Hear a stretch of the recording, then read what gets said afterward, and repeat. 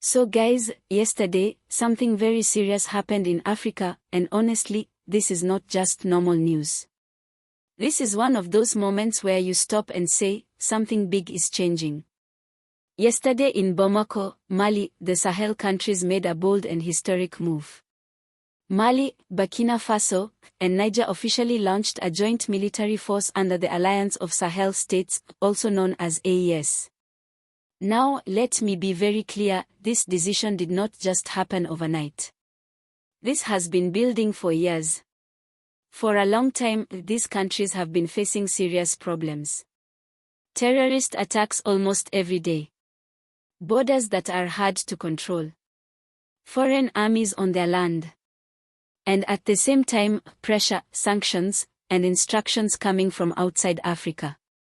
So at some point, the leaders of these countries sat down and asked themselves a simple question. Are we really independent, or are we just being managed? That question is what led to what we are seeing today. At this meeting in Bamako, the key leaders of the Sahel Alliance were present. From Mali, it was Assimi Goïta. From Burkina Faso, it was Ibrahim Traoré. And from Niger, it was Abdourahamane Tchiani. These three leaders are now the main faces of this new Sahel direction. One of the strongest and most direct voices at the meeting was Ibrahim Traoré, who is also the rotating chairman of the alliance right now. And when he spoke, he did not try to please anyone. He said, this joint force must be followed by large-scale operations in the coming days. Now, listen carefully to that sentence. He did not say maybe. He did not say, in the future. He said in the coming days. That tells you this is not just a political announcement for cameras. This is preparation for real military action. Then he spoke about unity, and this part is very important. He said, no manipulation today can divide us. And when you hear that, you understand exactly what he is talking about. Media pressure. Diplomatic pressure. Foreign influence. Attempts to turn Africans against each other. He was basically saying, we already know what is coming, and we are ready. Then he went even further and said something very strong. He said, we cannot accept that cowardly heads of state hide behind certain media to discourage, insult, and spread hatred among our populations. Those are not soft words. That was frustration speaking. Now, some of you might be asking, why did Mali, Burkina Faso, and Niger even break away from ECOWAS? Let me explain this in a very simple way. When these countries experienced coups and security problems, ECOWAS responded mostly with sanctions, threats, and isolation.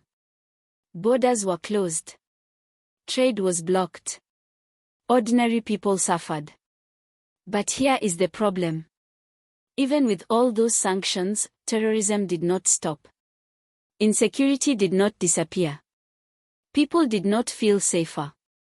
So the Sahel leaders started asking themselves, are these sanctions helping the people or punishing the people? And they came to the conclusion that ECOWAS was no longer acting in the interest of the Sahel people, but in the interest of foreign powers. That is why they said, we need our own path. This joint military force is part of that path. Its goals are very simple. To protect borders. To fight terrorism. And to defend sovereignty. That is why many people are calling it a NATO-style alliance. Not because it is the same as NATO. But because the idea is similar. An attack on one is an attack on all. If Mali is attacked, Burkina Faso and Niger respond. If Niger is attacked, Mali and Burkina Faso respond. They stand together. This is a very big shift. For many years, these countries depended on foreign armies for security. Some of those foreign missions stayed for years. But insecurity remained. So now the Sahel leaders are saying, we will no longer depend on others to defend us. We will take responsibility.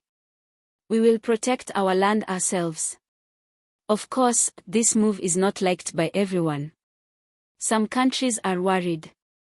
Some leaders are angry. Some media outlets are attacking this alliance. But whether people support it or not, one thing is clear. The Sahel is changing direction. Africa is witnessing the rise of a new power bloc.